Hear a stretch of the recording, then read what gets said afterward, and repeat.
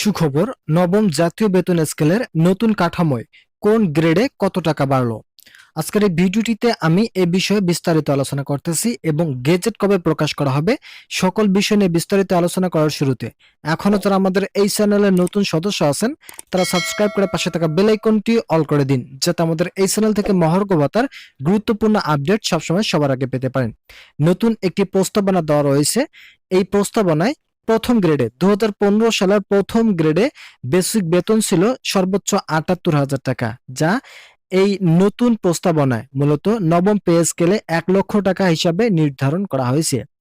এরপর ধাপে ধাপে বাকি গ্রেডগুলোতে বেতন নির্ধারণ করা হয়েছে। কোন গ্রেডে কত টাকা থাকছে? প্রথম গ্রেডে ১,০০,০০০ টাকা এবং দ্বিতীয় গ্রেডে ৮৫,০০০ টাকা, তৃতীয় গ্রেডে ৭৮,০০০ টাকা, চতুর্থ গ্রেডে ৬৮,০০০ টাকা নির্ধারণ করা হয়েছে। পঞ্চম গ্রেডে ৬২,০০০ টাকা, ষষ্ঠ গ্রেডে ৫৮,০০০ টাকা নির্ধারণ করা হয়েছে, সপ্তম গ্রেডে ৫৩,০০০ টাকা, অষ্টম গ্রেডে ৪৯,০০০ টাকা, এছাড়াও নবম গ্রেডে ৪৭,০০০ টাকা, দশম গ্রেডে ৪৫,০০০ টাকা নির্ধারণ করা হয়েছে, ১১তম গ্রেডে ৪৩,০০০ টাকা এবং ১২তম গ্রেডে ৪১,০০০ টাকা নির্ধারণ করা হয়েছে, ১৩তম গ্রেডে ৩৯,০০০ টাকা এবং ১৪তম গ্রেডে ৩৪,০০০ টাকা নির্ধারণ ঘোষণা এসেছে।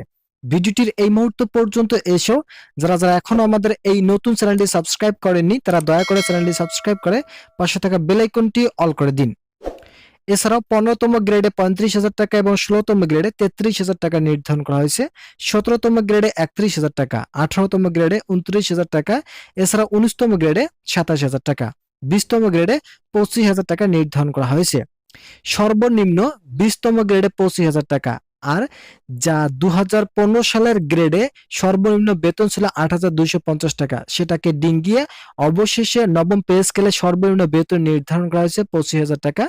আপনাদের চাকরি হওয়ার পর মূলত চাকরিতে এন্ট্রি করার পর থেকেই প্রতি মাসে ২৫,০০০ টাকা বেতন দেওয়া হবে বলে জানিয়েছেন বিভিন্ন মন্ত্রণালয় এবং সংস্থাগুলো। বিশেষজ্ঞরা মনে করছেন ২০তম গ্রেড যদি প্রযোজ্য থাকে সেক্ষেত্রে যদি ২৫,০০০ টাকা প্রতি মাসে নির্ধারণ করা হয় সরকারি কর্মচারীদের জন্য সর্বনিম্ন, সেটা অত্যন্ত গুরুত্বপূর্ণ হিসাবে বিবেচনায় থাকবে। এছাড়া প্রস্তাবনায় আরো কিছু গুরুত্বপূর্ণ বিশেষ সুবিধা অন্তর্ভুক্ত করা হয়েছে, যেমন বার্ষিক ইনক্রিমেন্ট ৫%, সময়োপযোগী চিকিৎসা ভাতা, সময়োপযোগী শিক্ষা ভাতা, এছাড়াও সময়োপযোগী টিফিন ভাতা, সময়োপযোগী যাতায়াত ভাতা, সময়োপযোগী অন্যান্য ভাতা নির্ধারণ করা হয়েছে। এগুলো অবশ্যই মানতে হবে বলে জানিয়েছেন বিভিন্ন সংস্থা।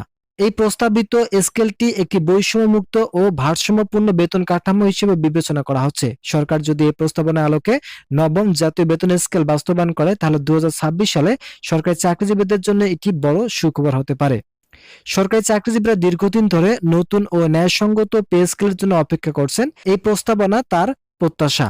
আমরা খুবই দ্রুত একটি গেজেট পেতে যাচ্ছি, যে গেজেটের মাধ্যমে সরকারি চাকরিজীবীদের মহার্ঘ ভাতার পাশাপাশি নবম পে স্কেল বাস্তবায়নে সর্বনিম্ন বেতন ২৫,০০০ টাকা এবং সর্বোচ্চ ১,০০,০০০ টাকা পর্যন্ত বেতন দেওয়ার নতুন একটি গেজেট প্রকাশ হতে যাচ্ছে।